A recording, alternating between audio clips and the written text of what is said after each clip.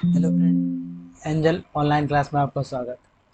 आज हम आप लोग के क्लास 10 का क्लास क्लास 10 का जो है क्लास 10 का हिस्ट्री में चैप्टर 1 का यूरोप में राष्ट्रवाद का कुछ इम्पोर्टेंट नोट बताएंगे। ठीक है, चलिए स्टार्ट करते हैं। पहला जो है राष्ट्रवाद। राष्ट्रवाद किसे कहते हैं?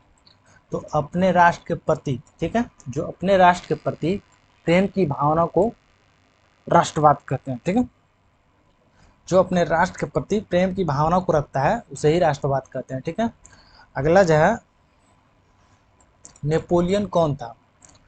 तो नेपोलियन जो है, नेपोलियन का जन्म जो था 15 अगस्त 1769 को हुआ था। ठीक है, और नेपोलियन एक महान सम्राट था। वह महान सम्राट था, राजा था। ठीक है, जिसने अपने व्यक्तित्व एवं कार्य से पूरे यूरोप के इतिहास को जो है प्रभावित किया था। जो पूरे वो जो है नेपोलियन बोनापार्ट जो था, वह अपने जो है अपने व्यक्तित्व से जो है पूरे यूरोप को जो है प्रभावित किया हुआ था। ठीक है, अपनी योग्यता के बल पर जो है वह 24 वर्ष की आयु में ही सेनापति बन गया था। ठीक है, 24 वर्ष की आयु में ही सेनापति बन गया था। ठीक है, उसने जो है कई युद्धों में जो है फ्रांसीसी सेना को जीत दिलाई और जो है अपार लोकप्रियता हासिल कर ली। फिर उसने जो है पीछे मुड़कर नहीं देखा और जो है फ्रांस का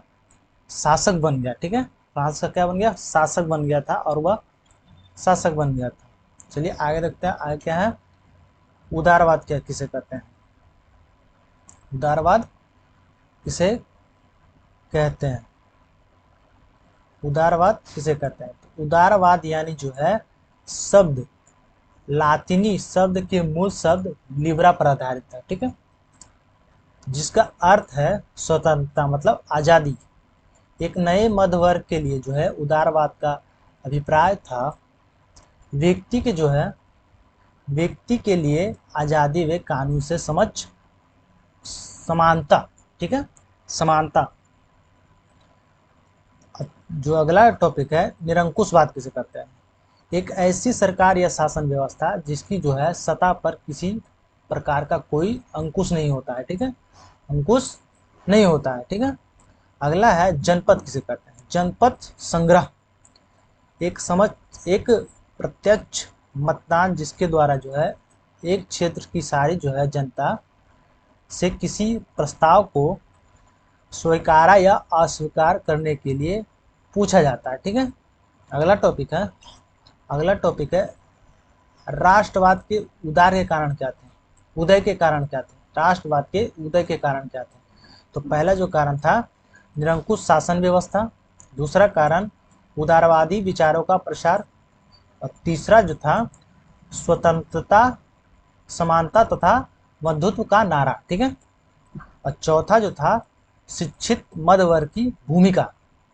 अगला टॉपिक है यूरोपीय समाज की संरचना। ठीक है, ठीक है, तो यूरोपियन समाज असमान रूप से दो भागों में विभाजित था। ठीक है, पहला जो था उच्च वर्ग जिसे कुलीन वर्ग भी कहते हैं, और दूसरा जो था निम्न वर्ग जिसे कृषक वर्ग भी कहते हैं। अब जान लेते हैं उच्च वर्ग क्या है। तो उच्च वर्ग जो है उच्च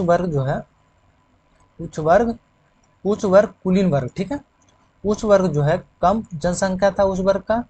उच्च वर्ग तथा वस्चव जमाने वाला, मतलब अधिकार जमाने वाला उच्च वर्ग। ठीक है, जमींदार यानी ढेर सारे खेत के मालिक जो है उच्च वर्ग कहलाते हैं। ठीक है, और सभी अधिकार दिए जाते थे। ठीक है, उच्च वर्ग में। और निम्न वर्ग क्या है? निम्न वर्ग और कृषक वर्ग, इसमें जो है अधिक जनसंख्या रहता था निम्न वर्ग में, और निम्न वर्ग था।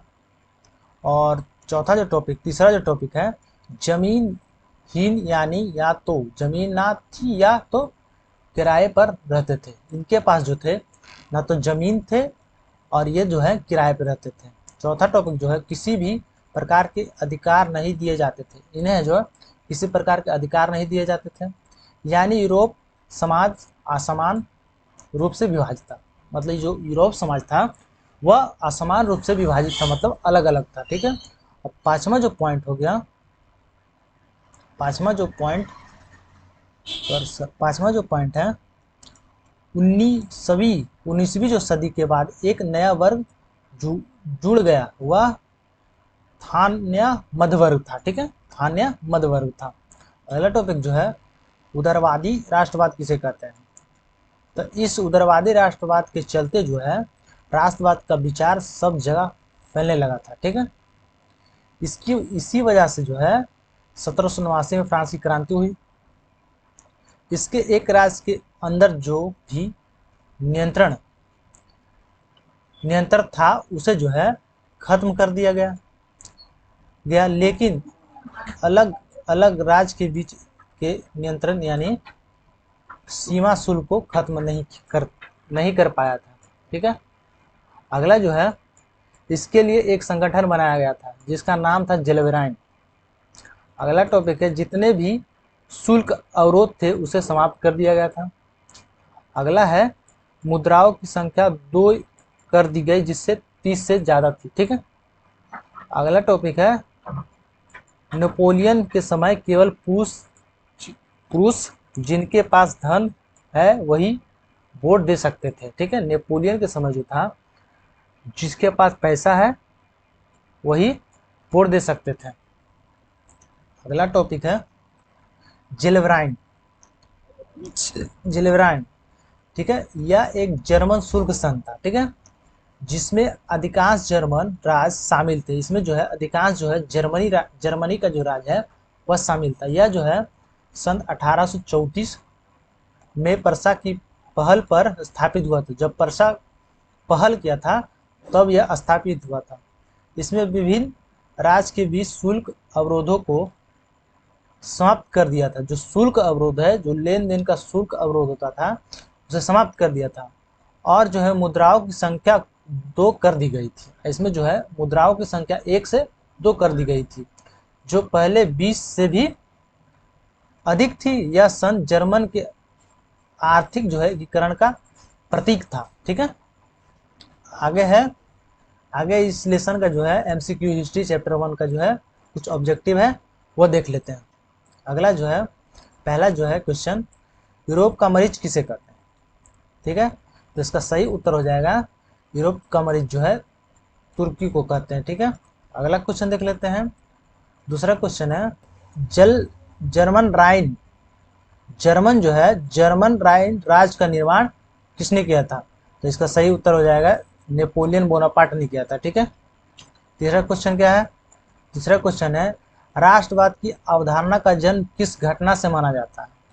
तो राष्ट्रवाद की अवधारणा को जो जन्म है वह फ्रांस की क्रांति से माना जाता है। ठीक है, इसका सही उत्तर हो जाएगा।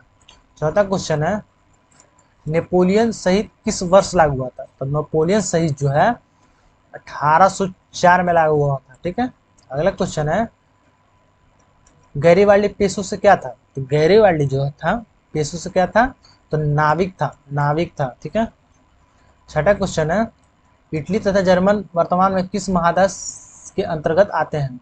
तो इटली तथा जर्मनी है वह जो है यूरोप महादेश के अंतर्गत आते हैं। सातवां क्वेश्चन है, 1829 ईस्वी में एडिनपोल की संधि, जो 1829 में एडिनपोल की संधि किस देश के साथ हुई थी। तो यह जो है यूनान देश के साथ हुई थी। ठीक है, इसका सही उत्तर हो जाएगा यूनान। आठवां क्वेश्चन है, फैटफोर्ड की संधि कब हुई थी। तो फैटफोर्ड की जो संधि थी 1871 ईस्वी में हुई थी। नौवां क्वेश्चन है, इटली एवं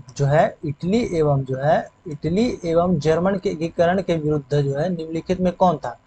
तो इसमें जो है इटली जर्मनी के विरुद्ध में कौन था, तो ऑस्ट्रेलिया था। कौन था, ऑस्ट्रेलिया। चलिए आज यहीं तक है और इसके बाद हम आगे करा देंगे आपको। इसके लिए आप लाइक, सब्सक्राइब एंड शेयर जरूर करें। चलिए, धन्यवाद।